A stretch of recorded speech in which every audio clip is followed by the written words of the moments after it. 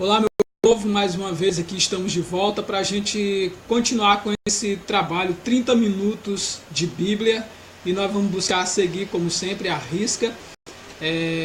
Logo de início eu quero começar dizendo o propósito desse programa aqui, né? O propósito desse trabalho que nós estamos fazendo. O propósito aqui é a gente trazer um conhecimento da palavra de Deus para muitos dos nossos irmãos que lidam com essas questões.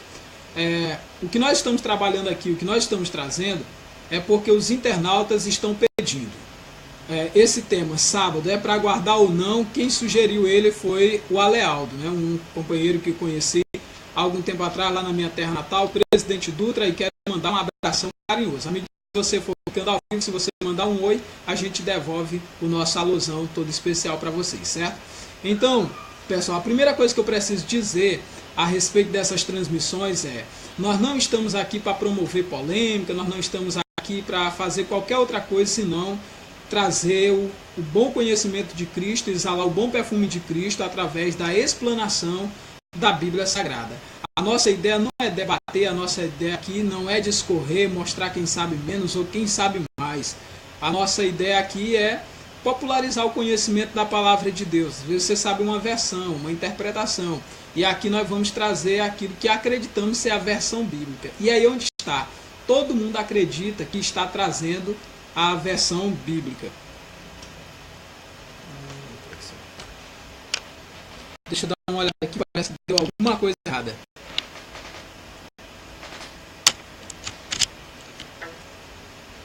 Oi. Alguém está conseguindo nos ouvir aí, pessoal? Parece-me que estávamos sem conexão há pouco. Dá um sinal bem aí, Marco Vinícius. Você está conseguindo me ouvir? Eu estava falando aqui, mas parece-me que não havia sinal. Deixa logo a gente checar aqui, ver o que está acontecendo. Alguém dos que está nos assistindo nesse momento, há 4 pessoas nos assistindo, algum de vocês estão conseguindo ouvir aí, belezinha? Aí a gente começa os 30 minutos a partir do momento que você sinalizar para nós aí. Parece-me que não, né? Tem um comentário ali. Tá certo. Obrigado aí, Gracilene Souza. Ótimo, ótimo. Parece-me que 2 minutos atrás, agora que eu notei que eu estava com o fone desligado, né? Então, muito obrigado. Graças a Deus pela vida de vocês. Então, veja, pessoal. Vou retornar o que eu disse no começo, porque o microfone estava desligado. Não sei se vocês conseguiram ouvir. Então, olha, o nosso propósito aqui não é a gente promover uma polêmica, um debate, ou a gente mostrar que tem mais conhecimento ou menos conhecimento. A ideia é a gente estudar a palavra de Deus.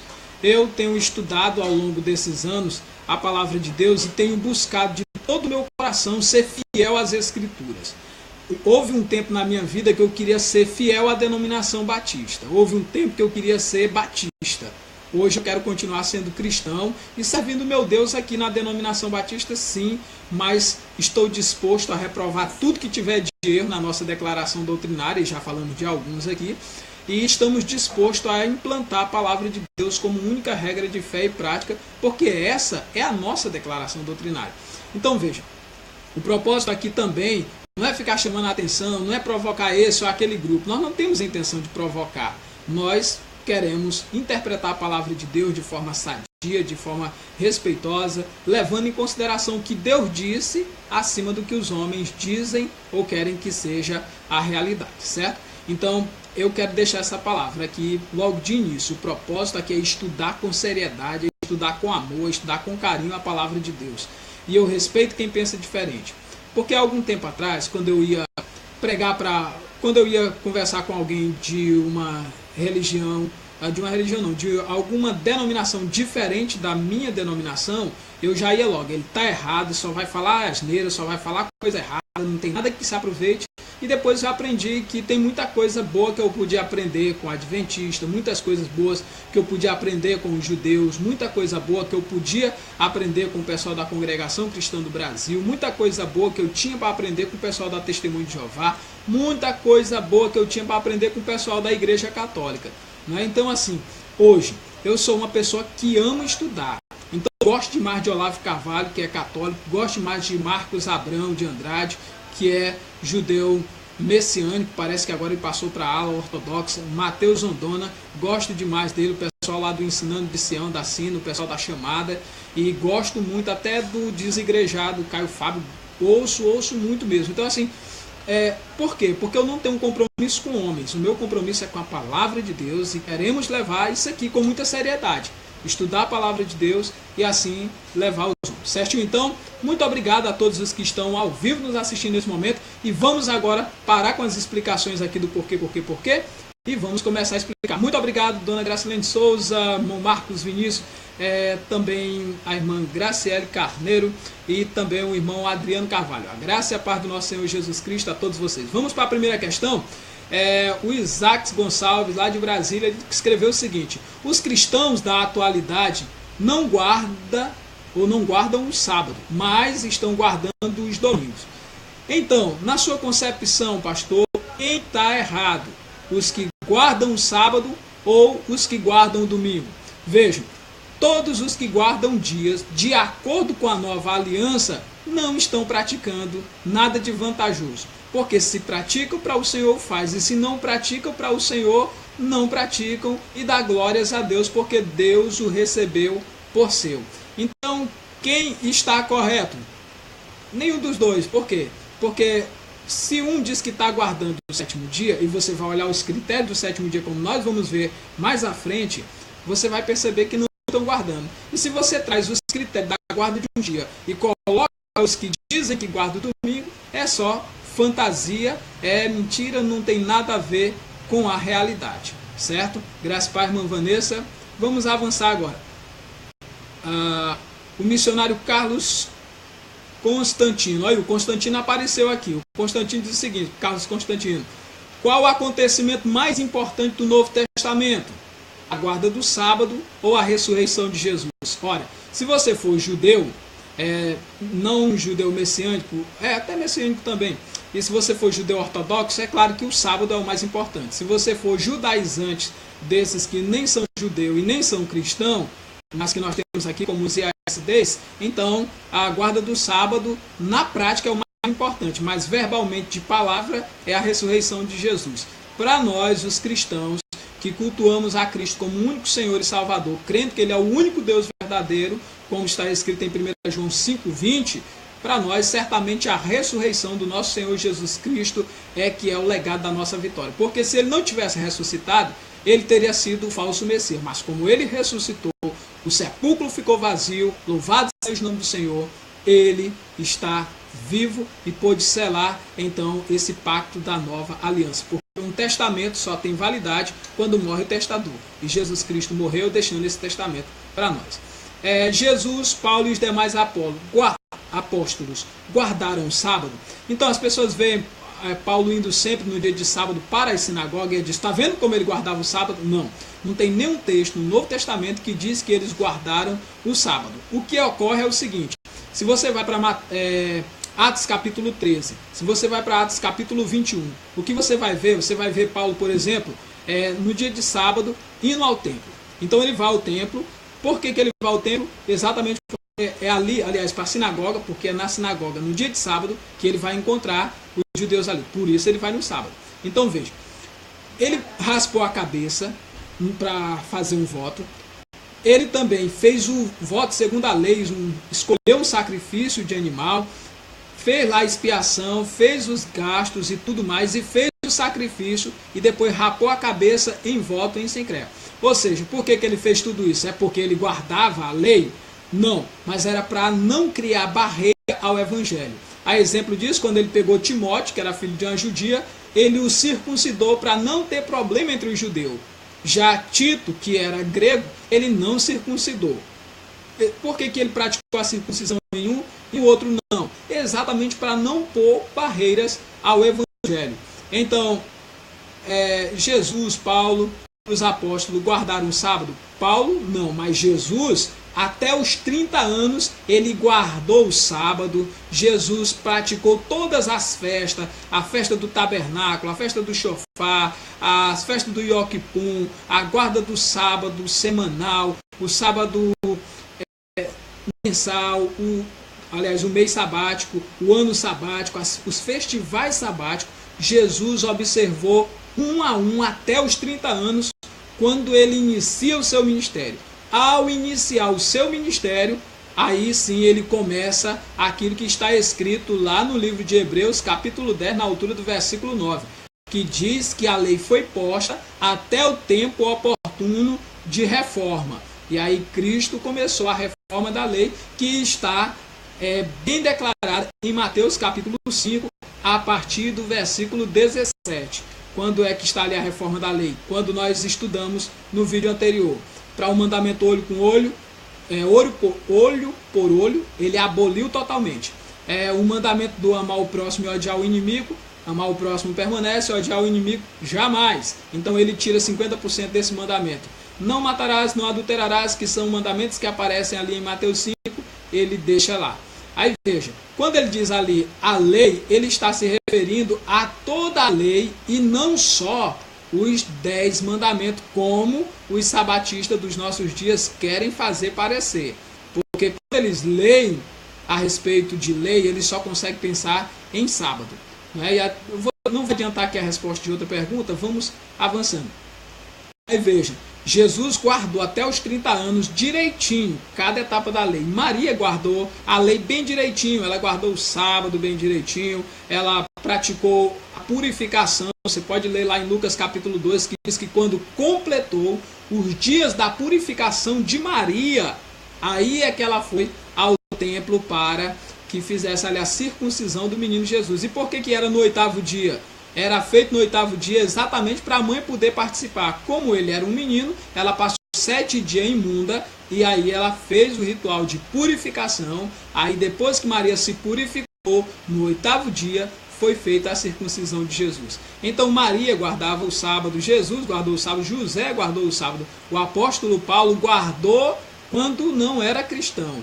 Depois que ele se tornou cristão, ele não mais praticou a guarda do sábado. Inclusive é ele quem vai dizer que aquele que faz diferença entre dia e dia, pelo Espírito Santo, o faz para o Senhor. E quem não faz para o Senhor, não faz e dá glória a Deus. É o que ele conclui. E depois, para o pessoal na Galácia, ele vai dizer, olha, vocês estão guardando dias, meses, ano, e eu receio ter trabalhado em vão. Aí alguém quer fazer parecer que esse dia que ele se refere não seja o dia de sábado. Meu Deus, numa cultura judaica, qual era o dia que o povo observava? Qual era o dia que o povo guardava, se não o dia de sábado? Entende? Era só esse dia que tinha, não tem como dizer, não, ele estava em dúvida entre o domingo, ou entre a segunda, a terça, a sexta-feira, que é o dia santo para os muçulmanos. Não, ele não tinha essa dúvida, certo? Então, vamos avançar? Quero aqui mandar o meu alôzão à irmã Vanessa, o Matheus Henrique, né? Graças para meu irmãozão e aqui nós temos também a Gracilene Alves, né? Boa noite também para você. Vamos avançar. O missionário Carlos Constantino pergunta: a igreja primitiva se reunia no sábado ou no primeiro dia da semana? Os judeus se reuniam no sábado e no dia de sábado Paulo procurava a sinagoga, porque lembra do capítulo 28 de Atos, versículo 23, ele procurava persuadir o judeu, fosse pela lei de Moisés ou pelos profetas, né, que é o Tanakh. Ele usava o Tanakh, que são as 3 únicas divisões que tem a lei, que é lei, salmos e profetas. Ele usava isso para levar os judeus à fé em Cristo Jesus, o nosso Senhor. Então, ele ia sempre no dia de sábado para a sinagoga. Por que ele ia? Porque se ele fosse no domingo, estava fechado. Se ele fosse na sexta, estava fechado. Mas ele no sábado estava lá e ele buscava persuadir os judeus à fé em Cristo. Então, por isso, ele ia. Agora, a igreja primitiva, os relatos que nós temos no Novo Testamento, o momento que o Senhor Jesus Cristo aparece para os discípulos, para estar com ele, é no primeiro dia da semana. No primeiro dia da semana é que também eles faziam a coleta lá de 1 Coríntios, capítulo 8. Era um dia que eles saíram para fazer as suas orações. Alguns querem converter esse dia em sábado. Né? O primeiro dia da semana tem até um estudo aí que eles fazem. É um drible grande. Só que o detalhe é, se eles conseguirem fazer isso, aí vai complicar a situação. Por quê? Porque aí eles estariam quebrando a própria questão do sábado. E aí, para aqueles que ainda dizem que o domingo é o dia da besta, né? Como é que diz? É o sinal de que a pessoa tem a marca da besta, aí complicaria tudo. Por quê? Porque se no primeiro dia da semana aqueles que nesse dia se reúnem para cultuar, que tem a marca da besta, até eles próprios têm, porque no chamado sábado à noite da nossa cultura, eles fazem o culto dele. E aí eles são as pessoas que são mais marcadas. Nesse caso, nós não estaríamos marcados com essa tal marca da besta, porque no caso nós não reunimos nem domingo. Nós já nos reunimos na segunda-feira, porque depois das 6 horas da tarde do domingo já começaria a segunda. Então não dá para botar a marca da besta em nós de forma nenhuma.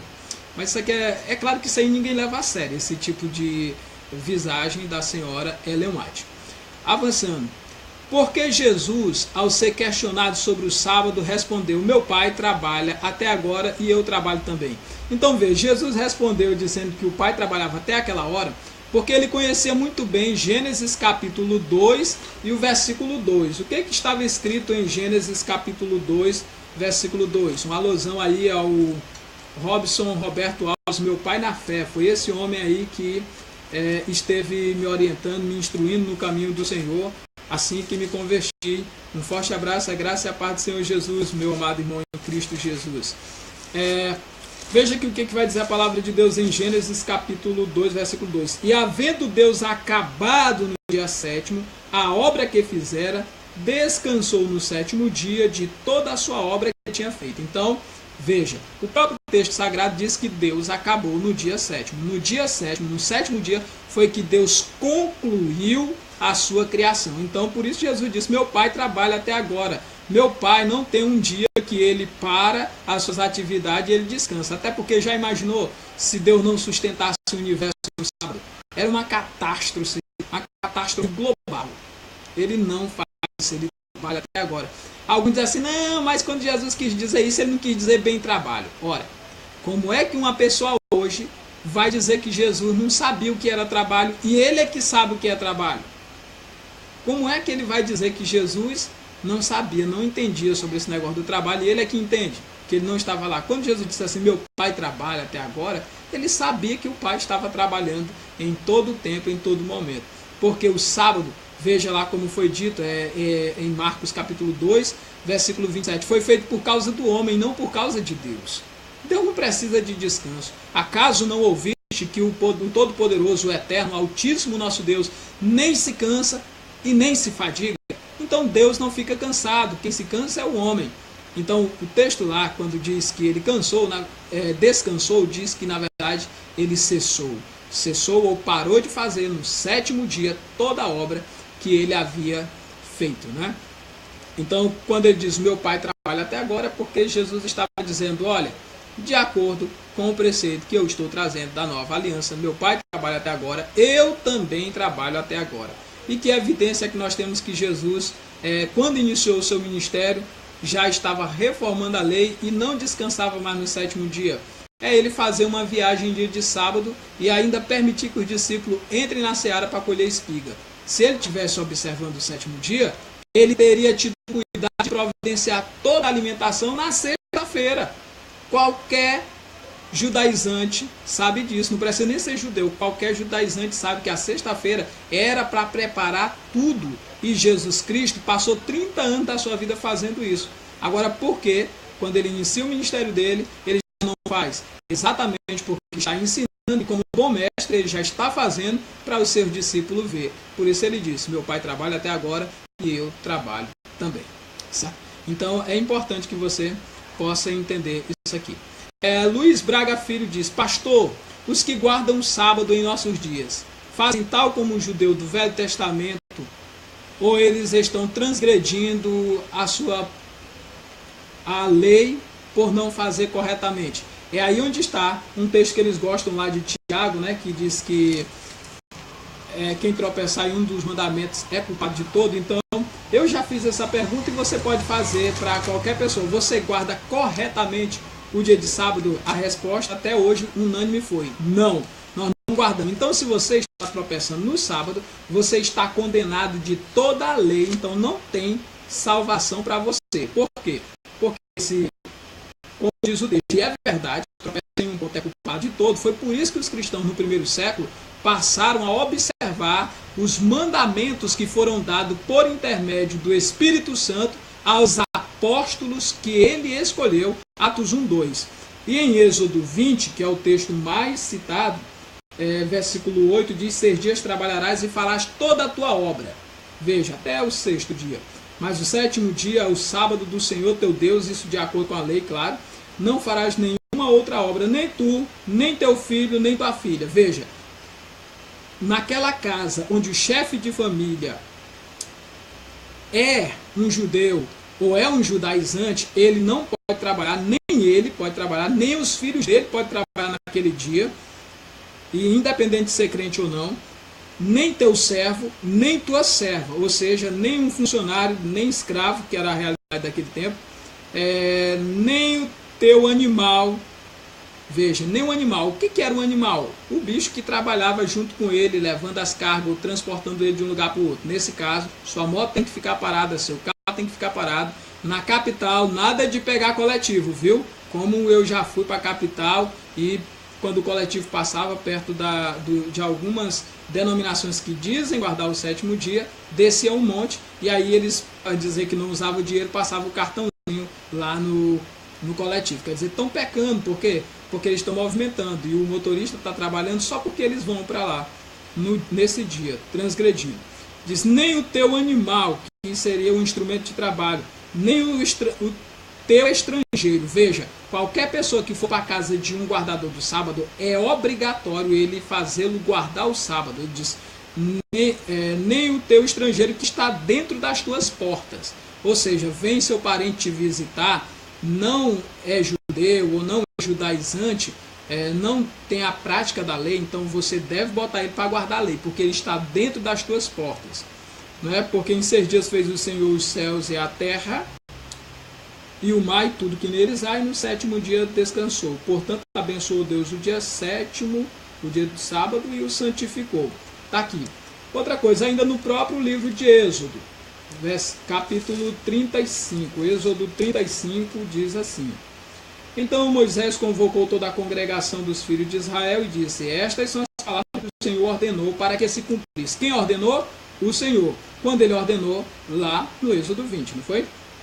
Então veja: 6 dias trabalharás, mas no 7º dia vos será santo, o sábado de repouso ao Senhor. Todo aquele que nele fizer qualquer trabalho morrerá. Então, se você é guardador do sábado, se você pratica a lei, você tem que matar qualquer irmão da sua denominação que transgredir o 7º dia. Ah, pastor, mas na nossa cultura ninguém mata ninguém, porque são desobedientes, não têm coragem de cumprir o que Deus mandou, então estão obedecendo de forma errada, estão transgredindo o próprio mandamento que usam para oprimir o povo, para guardar. Então, se você não está guardando, você é condenável por não executar direito. Então, qual é a pena para quem transgrediu o sábado? É só ficar disciplinado? Não. É toda a congregação. Se for a congregação judaica, toda a congregação judaica. Se for a denominação IASDs, todos os membros da IASDs têm que estar ali, cada um com a pedra na mão, fora da cidade, para matar o transgressor, porque essa foi a forma que o Senhor nosso Deus ordenou no mesmo livro de Êxodo, que é tanto usado para defender a guarda do 7º dia. Isso de acordo com a lei. A Luiz Filho pergunta: pastor, se eles transgridem a lei por não fazer corretamente, deixa eu voltar à pergunta. Pastor, os que guardam o sábado em nossos dias fazem tal como os judeus no Velho Testamento? Não. Ou eles mesmo estão transgredindo a lei porque não fazem corretamente? Exatamente isso, estão transgredindo. E ainda vai dizer mais aqui, ó. Não acendereis fogo em nenhuma de vossas moradas no dia de sábado. Veja, eles não podem acender fogo. Aí tem um judeuzinho esperto que eles fazem assim, ó: você tem que acender uma vela de 7 dias na sexta-feira, para quando chegar o Shabat, aí você vai usar aquela vela que você acendeu na sexta-feira, porque você não acendeu fogo no dia de sábado. Ah, paciência, judeu! O Senhor disse que não era para acender. Sabe qual é o problema do acender o fogo? é porque você vai fazer alguma coisa com esse fogo, você vai preparar alguma coisa. E você não tem que preparar nada porque você tinha que fazer isso na sexta-feira. Então, esse é um jugo que nem os judaizantes modernos, nem os judeus puderam suportar. Não puderam suportar. E o Eterno veio exatamente para isso, para tirar esse jugo que nem os judeus e nem os seus antepassados podiam suportar. Não é? Avançando. Deixa eu olhar aqui as questões. Foram aparecendo muitas questões aqui.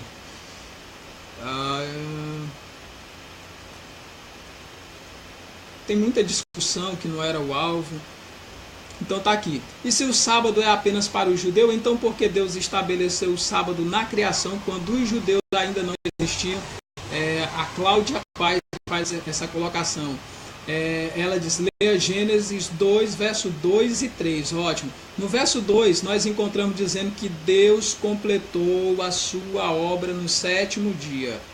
Ou seja, Deus trabalhou até no sétimo dia e no sétimo dia ele parou a obra que fizera. Se esse texto tivesse sendo usado para estabelecer o sábado como dia de guarda, o primeiro que tinha que ser apedrejado e morto era o próprio Eterno nosso Deus, bendito seja o seu nome, e misericórdia de um pensamento dessa natureza. Então lá não estava sendo estabelecido. Por quê? Se esse dia estava sendo estabelecido, e como os sabatistas interpretam dizendo que até o próprio Deus se submeteu a esse dia, porque não lê gramaticalmente correto o texto, então o próprio Eterno é quem pecou, foi quem pecou. Por quê? Porque ele trabalhou no sétimo dia e no sétimo dia foi que ele cessou e santificou esse dia. Por que ele santificou? Como memorial da criação. Por que ele fala ali desse dia? Logo no princípio da criação. Porque esse dia de sábado é um dia profético. É um dia profético de acordo com Hebreus capítulo 4, versículo 9. Porque prenunciava essa paz, esse descanso eterno que o Senhor traz para nós quando aceitamos a Ele, quando conhecemos Jesus Cristo como Senhor e Salvador. O sábado, na verdade, de Gênesis capítulo 2, é uma profecia de que o Eterno nosso Deus traria descanso para os gentios, assim como trouxe para os judeus na saída do Egito. Veja, tudo que estava na lei era sombra das coisas que havia de vir, como está escrito em Colossenses capítulo 2. Vamos lá, capítulo 2, versículo 16. A palavra de Deus vai dizer em Colossenses 2,16 que estas coisas eram sombra da realidade que havia de vir. Então, como isso tudo era sombra, era uma profecia, era uma projeção, assim como os sacrifícios de animais no Antigo Testamento apontavam que Cristo morreria pelos nossos pecados, assim como a Páscoa apontava que o cordeiro seria morto e o povo tinha que comer da sua carne, o próprio Cristo, o cordeiro, nosso cordeiro pascal, seria imolado pelos nossos pecados. E aí diz que a Páscoa seria celebrada perpetuamente. E nós continuamos celebrando a Páscoa. Quando é que os cristãos celebram a Páscoa? Toda vez que realizamos a Santa Ceia, nós estamos celebrando a morte do Cordeiro de Deus até que ele venha. E quando é que é celebrado, então, o dia sabático, o sábado? É exatamente aquele dia que nós nos arrependemos dos nossos pecados, confessamos Cristo como Senhor e Salvador e descansamos das cargas opressoras do pecado no mundo, como também Êxodo, na altura do capítulo 19, se não me falta a memória, diz que o Senhor deu a ele esse dia para que eles lembrassem que haviam sido escravos na terra do Egito e o Senhor os libertou. E aqui vai dizer 2,16, dizendo: portanto, ninguém vos julgue pelo comer ou pelo beber, ou por causa dos dias de festa, lua nova ou sábados, que são sombra das coisas futuras, mas o corpo é de Cristo. Então veja, quando Jesus Cristo apareceu pregando, o que foi que ele disse?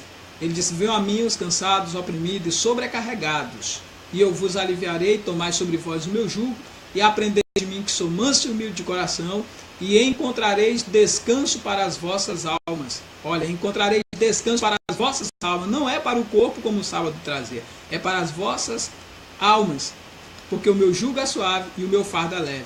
Ou seja, o sábado apontava para esse ensino de Jesus Cristo que traz libertação e traz paz. Por isso diz, e conhecereis a verdade, e a verdade vos libertará.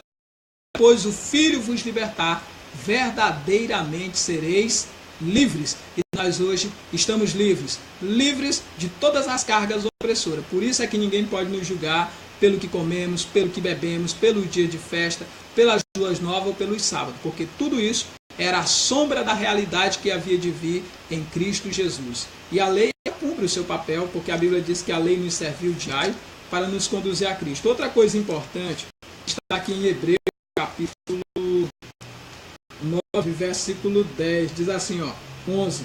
Mas vindo Cristo, sumo sacerdote dos bens futuros, olha, o sábado era a sombra das coisas que havia de vir, a lua nova era a sombra das coisas que havia de vir, diz, mas vindo Cristo, sumo sacerdote dos bens futuros, por um maior e mais perfeito tabernáculo, não feito pelas mãos, isto é, não desta criação, nem por sangue de bezerros e de bodes, mas por seu próprio sangue, entrou uma vez por todas no santuário, havendo efetuado a eterna redenção. Porque se o sangue de touros e bezerros e cinza de um novilho esparzido sobre os imundos os santifica, quanto mais a purificação da carne, quanto mais o sangue de Cristo, que pelo Espírito Eterno ofereceu a si mesmo imaculado a Deus, purificará as consciências das vossas obras mortas de fé em Deus.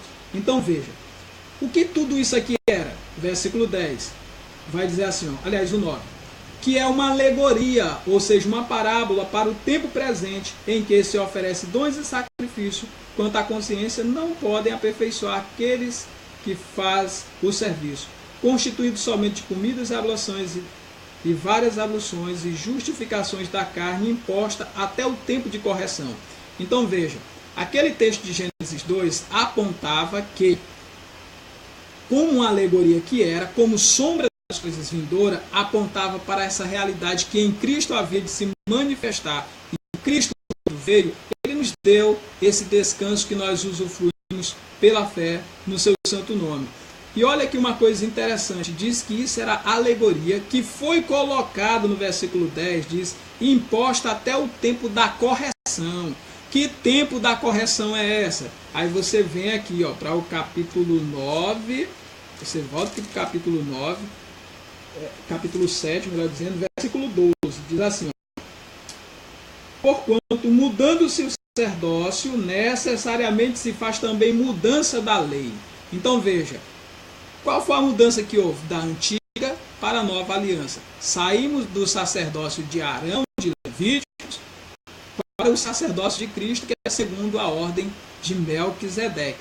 E a Bíblia Sagrada vai dizer que pelo sangue de Jesus Cristo, nós que estávamos longe dos pactos e das promessas, fomos aproximados, fomos enxertados na videira verdadeira, que é o Cristo. Ele é da descendência de Judá. Por isso que diz que o Senhor faria uma nova aliança com a casa de Judá. E a casa de Judá está representada na videira verdadeira, que é o Cristo. Ele disse em João 15:1, eu sou a videira verdadeira. Ainda hoje, os judeus tentam apresentar que a videira é Israel.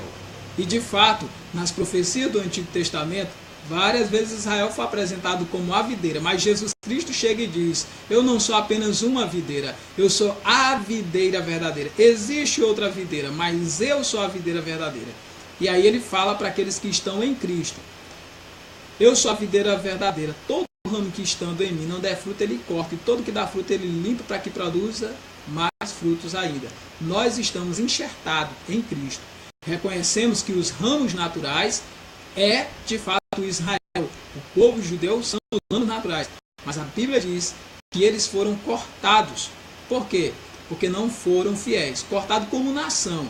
Não dizer que nenhum judeu foi salvo, é claro que foi, porque os próprios apóstolos eram judeus, todos eles eram judeus, entende? Então, veja, nós fomos enxertados nessa videira, e porque fomos enxertados na videira verdadeira, fazemos parte do mesmo pacto, da mesma promessa que o Senhor tinha feito a Abraão, dizendo, em ti serão abençoadas todas as famílias da terra.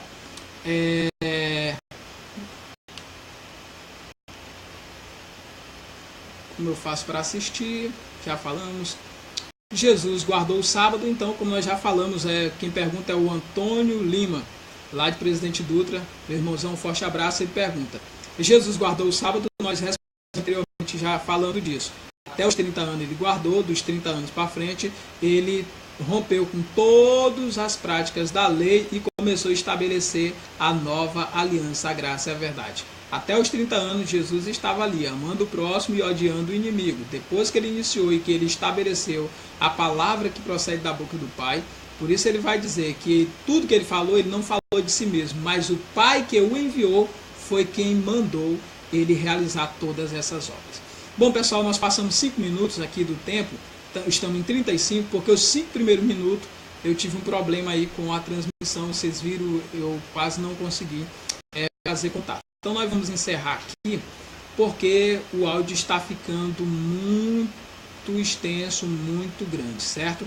Então nós vamos dar uma pausa por aqui e depois a gente continua. Nós paramos aqui no Antônio Limas, ótimo, e vamos fazer isso. Pessoal, muito obrigado, Robson Roberto Alves, muito obrigado, é um prazer enorme ter você aqui, todos vocês que estão nesse momento nos acompanhando. E Haris Eirini, Tukiriusu, Metapando, Mono, como diz a palavra de Deus, seja com todos vocês. Tchau.